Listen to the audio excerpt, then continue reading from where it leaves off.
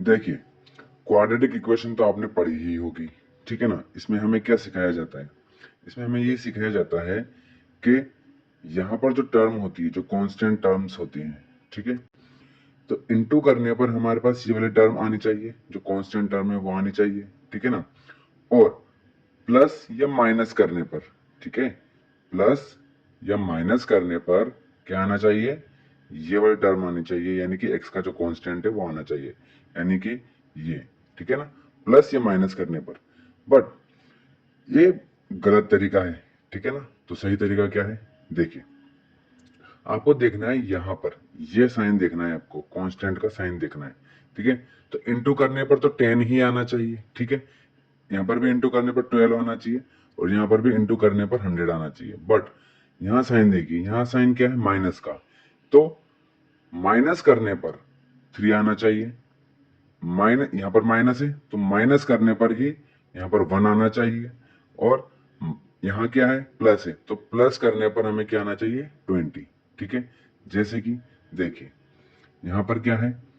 Minus है, तो minus करने पर क्या आना चाहिए? 3 आना चाहिए, ठीक है। तो क्या हो जाएगा हमारे पास? वो दो टर्म क्या हो जाएगी? 5 और 2, ठीक है। यानी कि 5 में से हम 3 माइनस करेंगे तो क्या आ जाएगा? 3 आ जाएगा, ठीक है। इसी तरीके से 12 है, यहाँ साइन का है, माइनस का है, तो माइनस करने पर कितना आना चाहिए? 1। तो कौन कौन सी टर्म हो जाएगी? 4 माइनस 3, ठीक है। 4 में से माइनस करेंगे हम क्या? 3, तो कितना आ जाएगा? 1 आ जाएगा। इसी तरीके से यहाँ 100 है, और ये साइन का है, प्लस का, तो प्लस करने पर हमें कितना आना चाहिए? 20। तो वो क्या क्या हो जाएंगे? 10 एंड 10, ठीक है। 10 और 10 को हम प्लस करेंगे तो क्या आएगा? 20 आएगा। बात समझ में आई? तो अब आपको ये नहीं कहना है कभी भी कि इंटू करने पर तो 10 आना चाहिए, बट प्लस या माइनस करने पर ऐसे नहीं बोलना है। प्लस या माइनस नहीं बोलना है, क्या एकदम फिक्स जो साइन है वही बोलना है। यहाँ साइन क्या है? माइनस, तो माइनस करने पर 3 आना चाहिए। यहाँ माइनस है तो माइनस करने पर ही 1 आना चाहिए। प्लस है तो प्लस करने पर क्या आना चाहिए? 20 आना चाहिए। बात समझ में आ गई?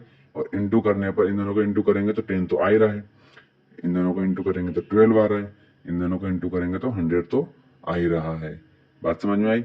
अगली वीडियो में मैं आपको समझाऊंगा इसका रामबाण तरीका, मिडिल टर्म को स्प्लिट करने का रामबाण तरीका, जो कि 100% आपको आंसर देगा ही देगा।